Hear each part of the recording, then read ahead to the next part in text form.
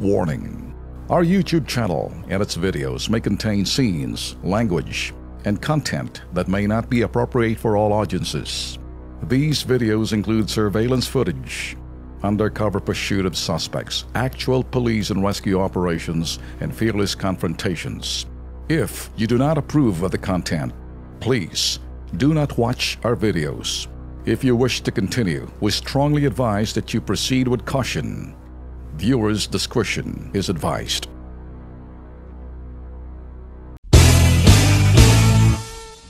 Mga boss, good morning ho sa inyo. Pabara ho natin ang music natin ha. And ngayong umagang, by the way, again, inuulit ho namin, araw ho ng aming People's Day.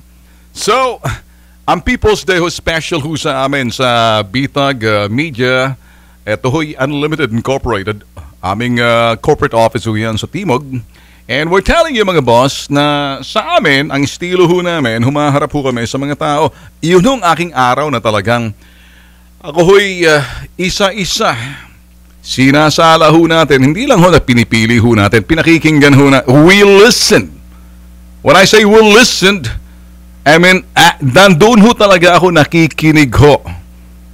Wala ho sa mikropono, wala hong camera, although recorded ho tayo. Sometimes ginagawa ho natin, naka-live stream din ho, I'm public service. And by the way, kami ho, again, sinasabi na ho namin, ang Kilos Pronto is restructuring. Yun ho, pagdating ho ng gabi. Kayo ho yung mga nasa overseas na mga Filipinos, eventually magbabago ho kami ng time slot ho namin. Bababa ho kami ng 5 to 6 in the evening. Yan ho, yung Kilos Pronto. And may makakatandem ho tayo riyan.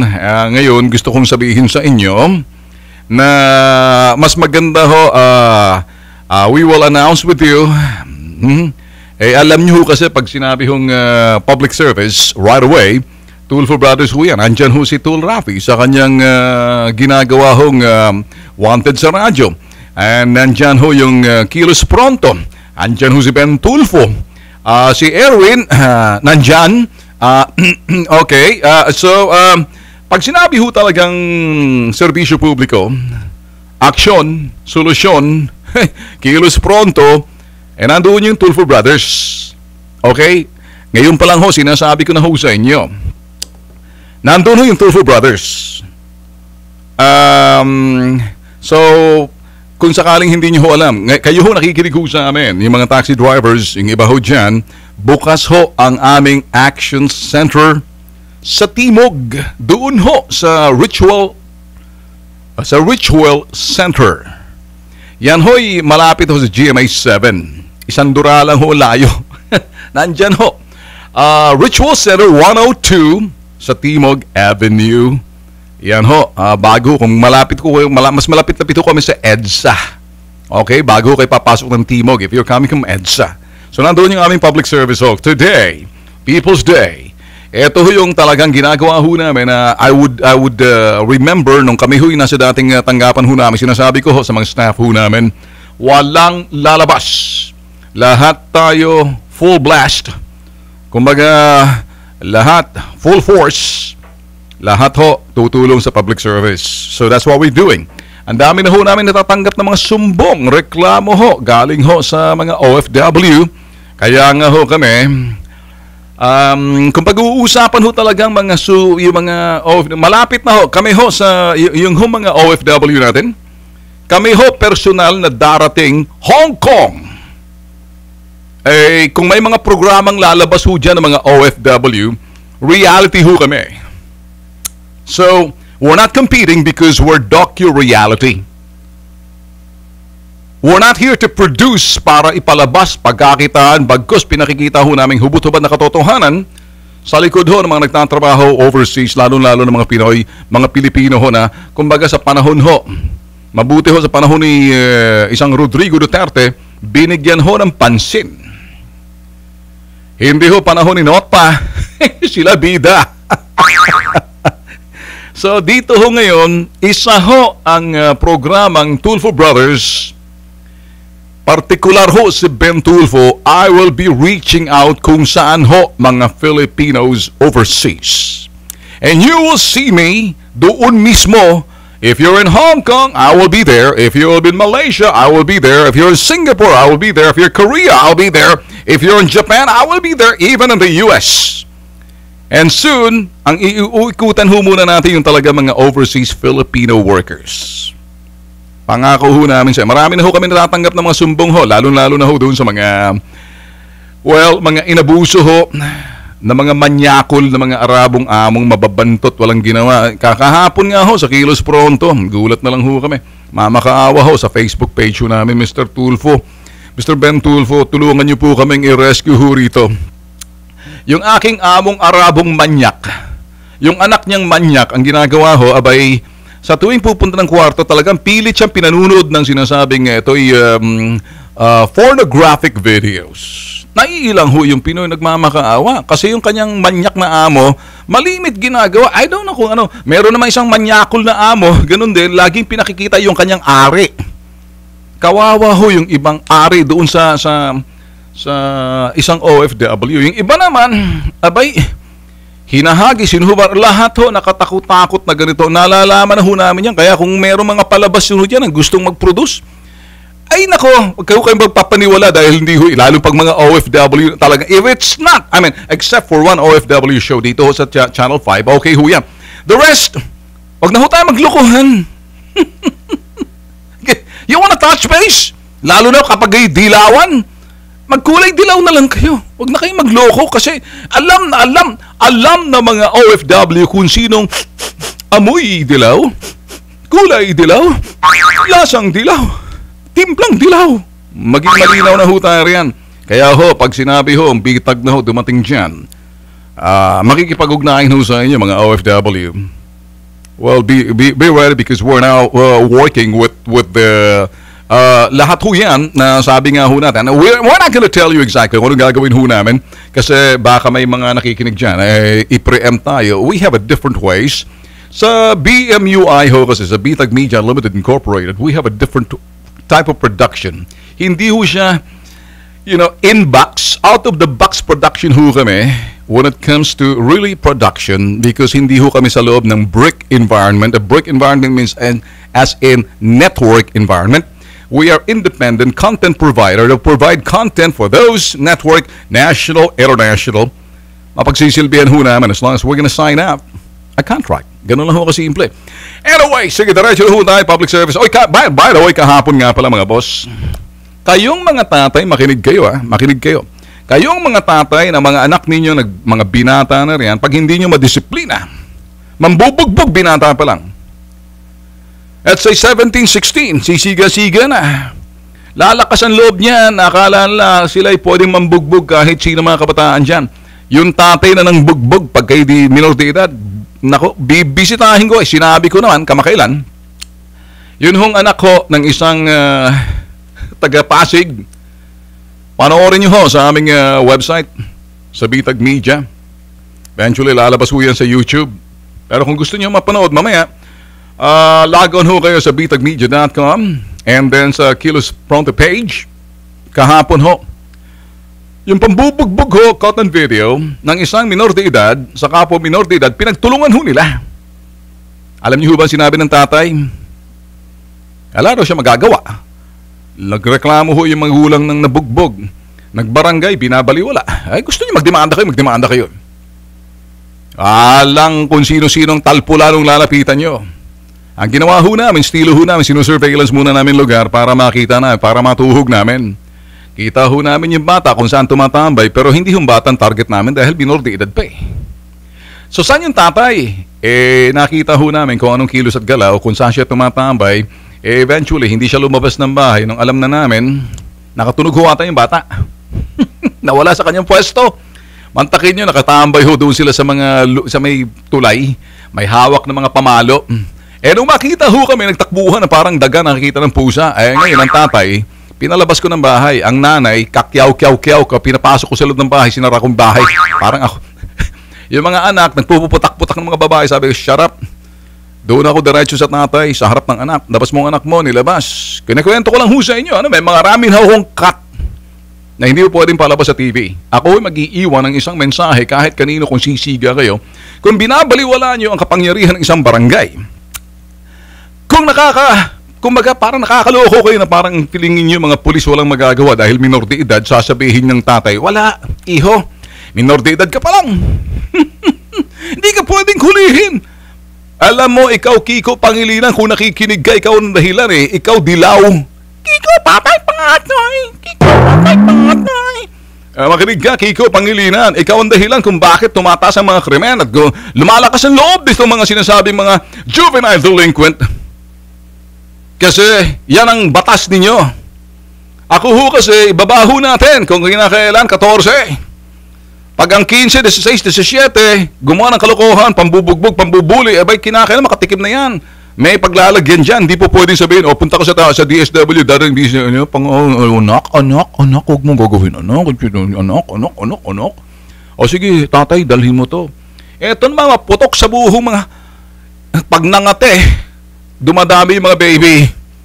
Pag umulan, pumatak ang ulan, eto hong dahilan, sige, patak ang ulan. Kang Apo Hiking Society, pumapatak, sige. Medyo may kunting entertainment tayo. Sige, tira. Take it away! Ayan. Patak na naman ang ulan sa bubong ng bahay. Gumawa na lang ng bata. Tigil! Kala nyo natutuwa kami? Pag kayo nalilibugan, ang ati kayo, kikis nyo lang kung saan yan, tapos gagawa kayo ng bata, tapos maraming tuloy mga siraulo ang gagawin. Tapos kayo mga tatay, magbago rin kayo. Pag nangatiin si Manoy, kiss-kiss nyo na lang. Huwag nyo nang isagawa yan. Tapos madami na tayo. Tapos madadami mga... Kung ikaw tatay kayo, responsable ka. At kayo nasumbong yung anak mo, taga mo sa bato, darating ako. Sinabi ko, darating ako. O dumating ako. Get it? I walk my talk and walk the walk. Kung hindi kaya ng barangay, I'll do it. Kung kung parang ang pulis, niloloko nyo, subukan nyo ako.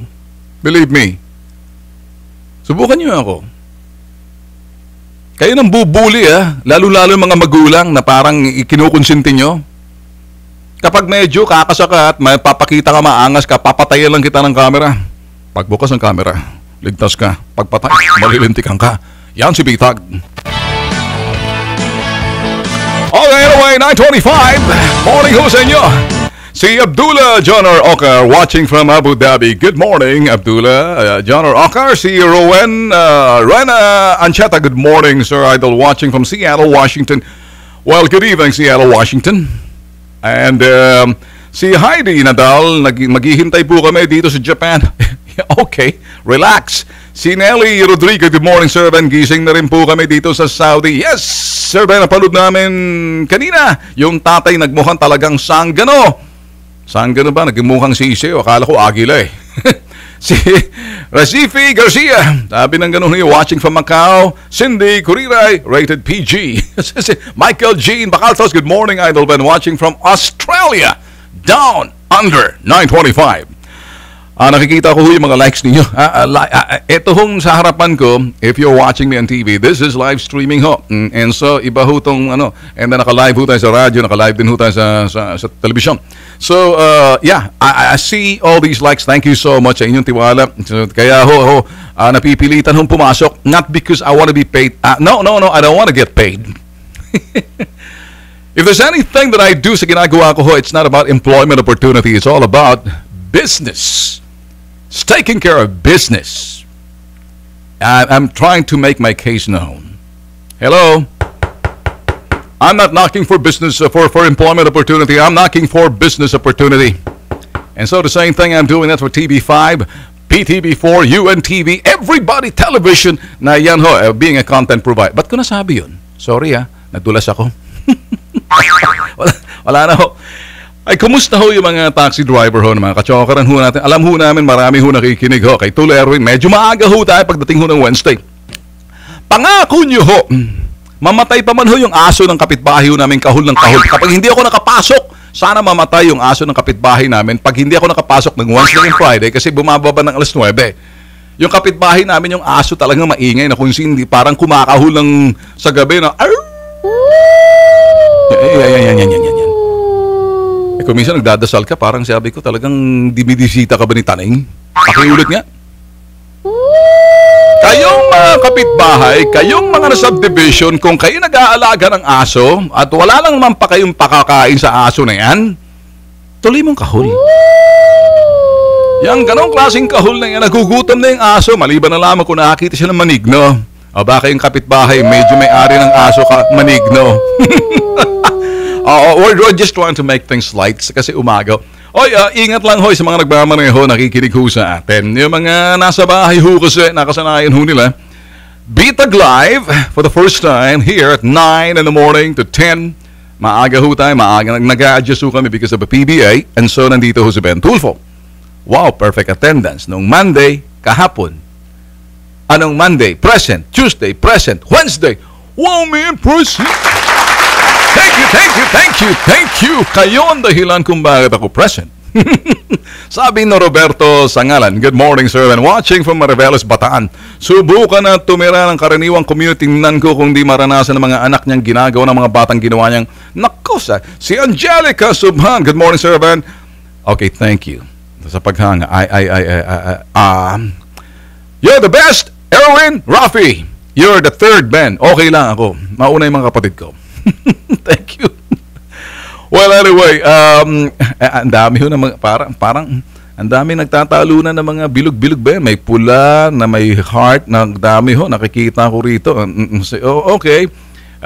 If you're watching me also, kung kayo ho'y nanonood na sana, nakikita niyo ho mga likes niya. Thank you so much. Watching from Tokyo. Thank you so much. Yan ho. Kung saan-saan ho sila. Talagang pinaalam ho nila sa amin dito. Ano? From Hong Kong, si Erlene Humaki. God bless your family. Thank you. Watching from Hong Kong, si Arthur de Guzman. 10 to 7 years pa lang alam na ang tama, di ba? Kaya kalokohan yung mga minor de edad na yan, parusahan pag gumawa ng mali. Tama. Pero ang pagdidisiplina talaga sa tahanan, alam niyo mga boss, pag ang inyong mga anak medyo butangero sa labas, either binubugbog din ng siraulong magulang o ang mga magulang at ng mga yung ina at nanay nagbubugbuga, nakikita ng mga anak. Di ba? Or yung bata na yan, binubugbog din ng magulang kaya sa labas, ganun din ang ginagawa. May mga bata talagang siraulo lang, may ugali. Kapag hindi na disiplina yan, making them the criminal. Lalakas ang loob nila and then eventually magle-level up na ho yan, gagawa ng krimen na parang akala mo, anybody, kung sino ka lang makakatagpot, makakaaway, gumagamit ng dahas. Mahirap ho yan, kaya talagang importante sa magulang, ano? Ang pagdidisiplina talaga sa magulang. Kaya mga ama, huwag kayo magkukulang sa inyong mga anak. Huwag niyong bubugbugin, pangaralan niyo. Kayo magiging ehemplo. Huwag yung kayo magiging ihibang ehemplo. Sa Mariosep, meron pag yung mga ama. 15 ka na, 15, malapit ka. Sige, halika, upo ka na, uminom ka na ng beer, halika, sama. Yung iba pa nga, 18 ka na, halika, sama ka na sa nightclub. Siraulong mga ama yan eh. Siraulo eh. Tinuturoan na yan, galing talaga ng anak ko, dami ng mga babae. Ilan bang girlfriend mo? Siraulo kayo, pag ganung klase kayo, mga ama kayo, mga pendeho kayo eh. Ang tinuturo nyo, hindi ganon. Turuan nyo magandang asal. Si Ronnie Jagpao, tama sir, dapat talaga managot. Kung pababayaan lang, paglaki na magiging expert na kriminal yan, nasa magulang ho talaga. Kaya ako mga boss, I'll speak for myself and what I do. I want to make sure na kung may anak ho ako, mayroon hong tumiting anak ho ako na 17 years old. It's looking, always watching me. Hindi ako nagkukulang. I keep praying, dalangin ko ho na siya ho'y manatili ho sa pagiging ganyan. Na make sure na kanyang mga sinasamahan sa lalaki hong anak ko. But I've always engaged conversation with my son. And I want to make sure na busy siya sa sports, fellowshipping with some other kids. Incidentally, Christian kid yung aking anak in the Christian school. So there's a difference there, no? And ako naman ho, I find my time na traveling. I'm always with my kid and always nakikita niya kung ano ginagawa ko. So ganun ho ang pakita ko eh. Sa tahanan kasi malaking bagay ho pag ikay bastos sa loob ng pamamahay mo. Mga anak mo, mga bastos din. Kung pagiging baboy yung sinasabing ama, baboy din ang aasali ng mga anak. Ano ba? Mariosep. Kaya kayo mga ama, magpakita kayo supportive. Mga ama na kulang pang isang tahanan, 3, 4. Pinagmamalaki pa ang kanilang pagiging babaero, siraulo. Kakasa kayo? Gagalit kayo sa akin? magpapawis tayo sa rin kung gusto nyo. Gusto ko magsalita ng gano'n Hindi naman ako nagmamalinis. Ang ibig sabihin, kasi may impact sa bata yan Mario Joseph kayo. Kaya galito ako sa mga bully. Ang bully kasi sa akin talagang tinitrain ko Parang kabayong lagyan mo ng siguraduhin mo talagang, Jesus Mario Joseph. Abrasaldo, you and your brothers Erwin are my stress reliever. Okay. Napapangiti ako sa mga hirit nyo watching from Lebanon. God bless po sa inyo. Thank you. If that's the case na you're enjoying us, thank you. We'll be talking about issues mamaya-maya ng konti. And so medyo nag-warm up lang gano'n. 9:33 in the morning. Mag-new news na ho muna rito. Standby lang ho muna. Standby lang ho, no? Okay? Magbabalik ho kami. Magbabalik na ho. Ang Peter Clive. Well, anyway, si Lick-Lick-Nak. Sabi ho rito, babaho natin music. Watching from Toronto, Idol Band. Tamaan mo yung mga utak talangga dyan. Susan Saito, may magulang na kahit mali, kinakampihan pa imbes na pangaralan. Tama kayo. Tama kayo. Because ako ho, pag ang magulang ho talaga, parang hindi sinasaway yung mali ng ginagawa ng kanyang anak, pangungunsinti na ho yan hinihikayat nyo na tamang ginagawa. Kaya kayo masamang ehemplo. Pag hindi ho kayo, wag na ho kayo maging magulang kung hindi nyo kayang panindigan ang inyong mga responsibilidad. Ganun lang ho Paghubog ho sa sinasabi mga kabataan nasa magulang, nasa tahanan, pangalawa lang ho yung sinasabing eskwelahan. Si John Alain de la Cruz, yes, tama, nasa magulang. Good example, maging mabuting bata. Si Jack Ortiz Resurrection, tama po sir, kung paano kung konsentidor, paano konsentidor. Yun ang problema. Pag naging konsentidor ho yung sinasabing tatay, konsentidor yung nanay, Sos Mario Joseph. Naku, naghalo ng balat sa tinalupan niya. Nelly Rodrigo, tama po kayo Sir Ben, kaya nilayo ko na mga anak ko sa asawa kong lasinggero. Ay nako, may malaki ang problema. Si Sodomusin, tutuban pa. Good morning, Idolman. Watching from Bacolod. Faith, taxi driver siya. Okay. Cecilia Monsayak, tama ka. May parent talaga ang tuturo ng bisyo sa anak. Kaya laki lahat na lasenggo, nagiging addict pa. Sira ulong magulang yun Hindi ka dapat magmagulang yung mga potok sa buhong mga yan hindi ho ba? Ngayon, ako naman ho, si Val Bons. Sa mga magulang, discipline sa anak pangaralin at pag-aralin ng self-discipline. Akala ko alright, tama naman. Okay. Okay. Sige, anyway, 9:39. Diretso na ho tayo sa topic ho natin. Okay, let me go back dun sa aking may mga boss kahapon ko kayo huy na nakinig ho sa atin at sumubaybay ho sa atin sa pamamagitan ng Action TV. Alam nyo, sinabi ko kahapon, dito ho sa Pilipinas, parang naging pattern na ho. Kung sinong presidente, may makukulong na presidente, may makukulong na mga senador, depende kung ito'y mga kapartido o hindi. May mga nagsasabing ito'y sa tuwad na daan at ewan. So, naging pattern na ho. Ngayon, kaya ho, kahapon topic ho natin, sinusulong nga raw ho ng Partidong Liberal sa pangunguna ho ni Franklin Cholesterol, si Sunny Buetre, at si Risa sa kayang kasawsay, at si Patay. Si Laila Saba, si Laila Saba, gusto ho nilang sabihin na kung maaari, i-exempt na lang pag tuwing may mga critical hearings tulad ng death penalty, kinakailangan makasama nun sa Senado. Naintindihan niyo ho ba? Anong ibig sabihin yan? Kayo dyan sa Senado, partikular sa mga partidong dilaw, makinig kayo. Alam mo, Senator Franklin, I think, alam ko matalino kayo Kiko Patay-Patay, Kiko'y Pangilinan. Yung neophyte senator si Risa Akas Sakay, Angkas, Sausaw Sakay, at saka itong si Sunny Buetre, si Sunny Panatrillanes. Alam nyo, di ba kayo nahihiya? Saan ba kayo kumukuha ng tibay ng sikmura at laman loob? Nahihiling kayo na parang okay lang pag partido ninyo. Lamang pinaglalaban ninyo isang senador o miyembro ng Senado na kung may mga critical hearing, gusto nyong isama doon sa sinasabing session, may nakalimutan na ata kayo. Teka muna. Ano sinabi ni Grace Poe? Hindi ba kung anong consistency, there must be consistency and constancy doon sa sinasabing pagpasya ng hukuman na kung maaari, hindi po pwede. Kung gusto mo mag-attend ng session, maglagay ka ng CCTV, diyan sa CCTV na yan, magkita-kita na lang kayo. Pagkatapos, mag-attend siya sa kanyang piitan. Kayo sa Senado, ba't kinakailangan dalhin yan? Baka tumakas pa yan Baka mamaya dumalaw si Dayan dyan, biglang, iwan na. Biro lang. Punto ho natin. What's good for the gander is good for the goose.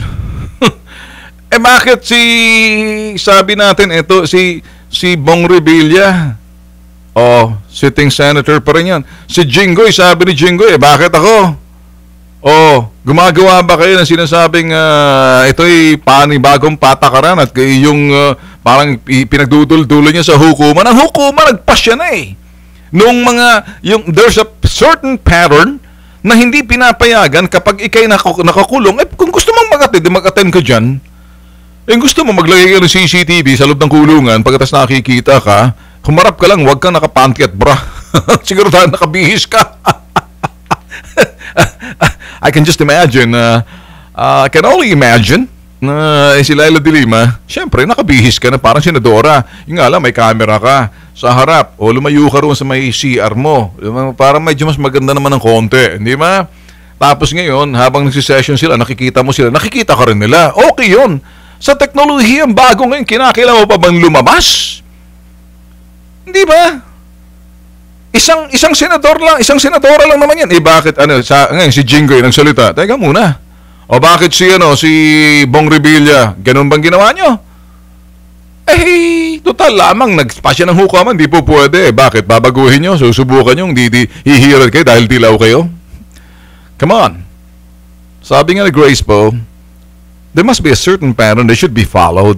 Iisa lang ang pamamaraan. Kung anong pagpasya ng hukuman noon, it must be the same. Anong ibig sabihin? Dahil mas magaling kayo, mababrasin yung hukuman, mapapalabas nyo si Laila de Lima sa pagkatapos makakasama nyo sa hearing. Dahil mas magagaling kayo, cholesterol, buetre, sakay ang kasawsaw, patay-patay. Sige nga. Hindi tama yan. Tigilan nyo na yung mga pagdakdak nyo. Hindi naman mahalaga kung maglagay na lang kayo ng CCTV. Total, may pera naman kayo, Mario Joseph. Total, may budget naman si De Lima dyan. Gamitin niya ngayon. Maglagay siya ng CCTV. May Wi-Fi style. Pagkatapos pwede siyang sumagot. Pwede mong kausapin. Mario, ang dami ng teknolohiya pwedeng gamitin dyan. Yung nga lang, on mo lang yung camera. Sige. Gawa ka ng silya. Gumawa ka ng table sa loob ng pitan mo. Gusto mo mag-participate, nakikita mo sila sa Senado o live stream, nakakasagot ka rin at the same time. Kung gusto kong tanungin, para makita, anong boto mo? Boto. Hindi ko sinasabing iba. Pag sinabing you, ibang usapan yan. Easy. Anong boto mo? Boboto ka ba? Hindi yung iba, baka yung nilagay mo dyan. Ibang usapan yan. Kaya maingat ako. Boto as in vote. Pero pag binilagyan mo ng you yan, ibang usapan. Malisyoso talaga kayo. Paano? Okay, what's your vote? Okay. You want to deliberate, you want to discuss, you want to engage? Then say it. Open naman. Open mic and open cam. Bakit kinakailan pumunta ka pa? Baka magbulak-bul ka pa. Maganda, nandiyan ka na. Pagsilbihan mo total, ito mga boss, Nung panahon ho ni De Lima, sinuway niya hong Korte Suprema na inalaw ho si President GMA that time to travel.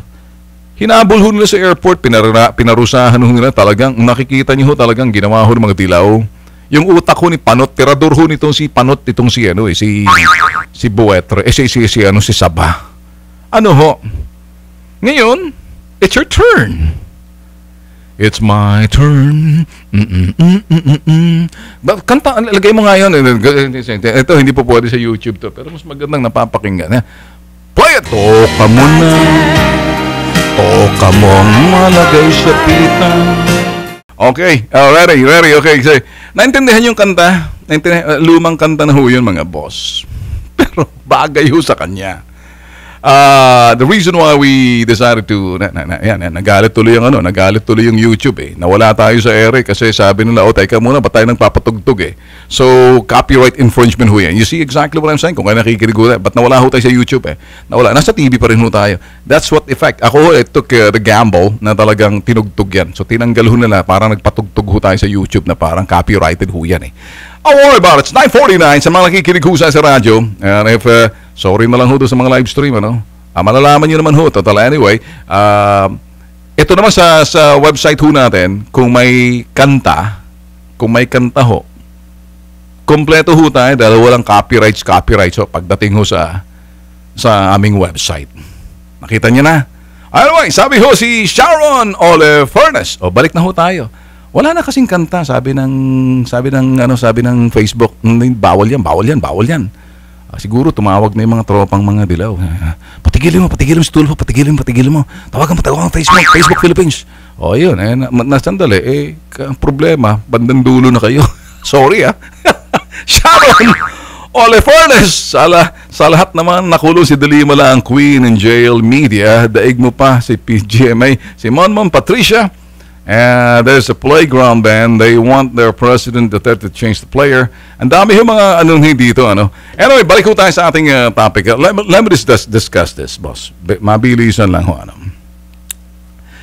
Ito kasi, let's discuss something dito, ano. Alam nyo, dito sa issue ho ni Trump, yung pag-imbita ho, Trump's invitation, dito sa presidente ho natin, si President Digong, sa White House. Talagang kinukulayan ho nila eh. Nilalagyan ho nila ng kulay at iba ho yung timpla at panlasa. Inaangguluhan ho nila na parang guluhin.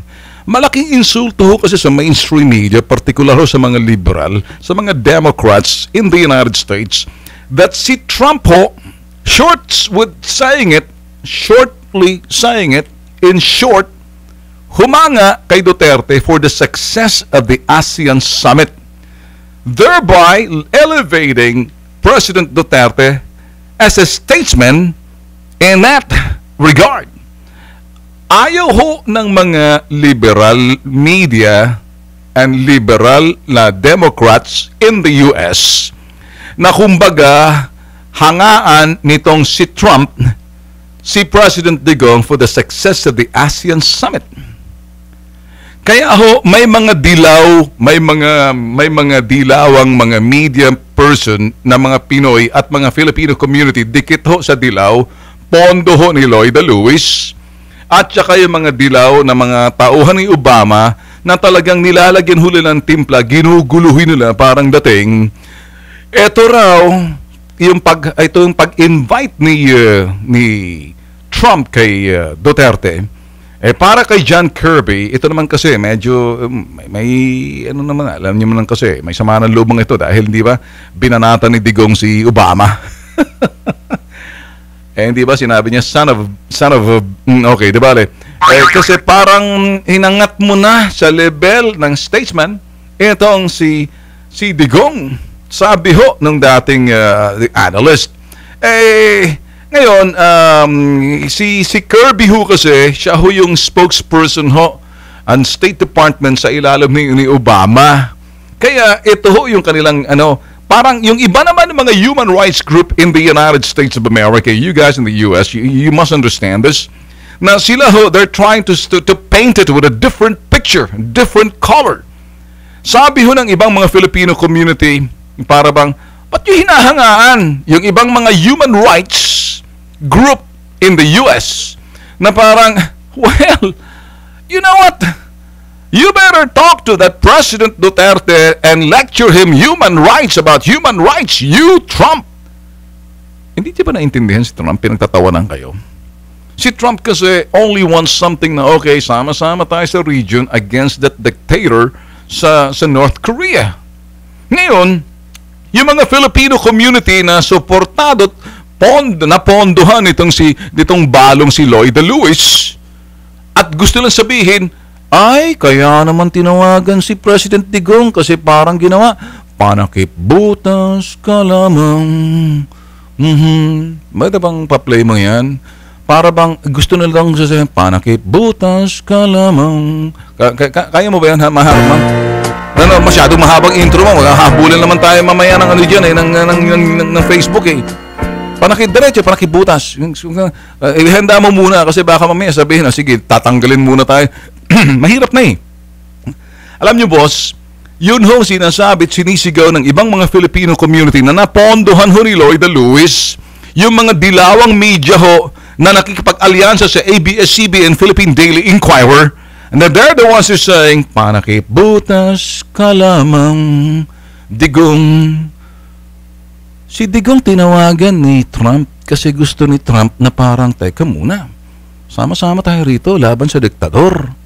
This is the only president na nagsabi, wag mo nang patulan yan, boss. Mahirap na, desidido na sa buhay niyang, kaya lagi nakangisi yan. Handa na, desidido na sa buhay yan na kung kinakailangan magpulbusan natin, tapusin na natin yung mundo. Si Duterte ang nagsabi niyan. President Digong nagsabi kay Trump, wag mong patulan. Don't play his game. Ngayon, para bang ang dating dito, abay, teka muna. Ito naman mga dilawang media sa US na pondo, katakot-takot na PR money na itong kinalat ni Lloyd Lewis na talagang gusto lang i-paint si Duterte na hindi karapat-dapat. Ito pang mga sigaw na yan, di ba? Kailangan matigil na yung Duterte na yan. Kailangan patalsikin na yan. Ganun lang, destabilization na ho yan eh. Ano sila eh? Masama ang loob nila kasi parang, abay, kumakausap ngayon, tinawagan pa ng presidente ng Estados Unidos. Ang ating presidente, para i-congratulate. Hindi ho maganda ang dating para sa mga Filipino media roon ng dilaw. Kasi gusto lang ikanta, ganare. Play it! Baby, mahal naman talaga ni Mamsi. Hindi siya pwede magpakasal para sa lalaki. Hindi, tata. Okay. Tama, okay, easy. Panakip butas lang daw si Digong. Ano masabi to mga yellow media sa Amerika? May PR maning ipinakalat, pinumumbod kasi si Lloyd Lewis doon. Sama-sama yung mga liberal na mga Democrats na mga sa panahon ni Obama na gusto nila, Trump, lecturean mo nga yung Duterte na yan, pagsabihan mo. Yung sinasabing human rights sa kanyang sinasabing drug war. Si Trump, hindi. Kinukula yan ho nila eh. Sinasabi nga ng White House, ngayon parang ang sinasabi nga ng New York Times na yung mga kritiko at mismo mga tao ni Trump divided doon sa pagtawag ni Trump sa Pilipinas. Presidente nag-iisip, hindi siya dependent kapareho ni Obama kung anong ibubulong ng ginagawa niya. Si Digong at saka si Trump, kung anong kalang iniisip, they say it. They mean what they say what they mean. They walk their talk and walk the walk. They're the same. Yun, parang gusto lang sirain. Masama hulog nila eh. Mariosep, naintindihan ho ba kayo, mga bossing? So anyway, lahat ho yan, nasabi na ho natin ngayon. Mga boss, 2 minuto na lang. Ako ho'y nagpapasalamat ho sa lahat ho ng mga nakatutuko sa ating social media ho natin, sa ating Facebook page, sa mga likes ho ninyo, sa mga messages nyo. Kami ho'y mga pag-respond ho ninyo, nakikita ho namin. We're appreciative. Kung ano man yung mga pwedeng sumbong, ipaabot nyo ho sa amin kahit nandyan ho kayo sa ibayong dagat. And if there's any concern, anything, paabot nyo lang ho. Kasi ako ho, babasahin ho namin lahat. Nire-review ho namin lahat ng mga messages. Wala ho kaming pinalalagpas na anumang mensaheng hindi namin nababasa. Taos puso ho kami nagpapasalamat sa lahat ho. Nagpapadalang ka mga comments, suggestions, reactions, likes. Thank you very much. Kami ho nagsasabi, lahat ho. So samantalahin ho natin. Again, sa mga gusto hong magsumbong, gusto hong pumunta ho sa amin, mag-iingat ho kayo kasi baka yung iba ho dyan sasabihin, ako staff ni Ben Tulfo, dumiretso na lang ho kayo sa aming headquarters. Train ho yung mga tao namin. Public service ho namin. Walang bayad. libre. Ang sino man ho na nagsasabing sila para mapabilis, magbayad ka, sumbong niyo ho sa amin, harap-harapan, sarap ng camera, kakatusan ko, pagtao ko, pero hindi mangyayari ho yan. Marami ho kasing dorobo na gagamitin ho kami. Ngayon ho, nakikita na lumalakas na ho, dumadami yung mga tao. Sa tiwala, kami ho tambus-pusong nagpapasalamat ho sa inyo. At again, thank you so much. Wala na hong oras. I'll see you tomorrow. Adios.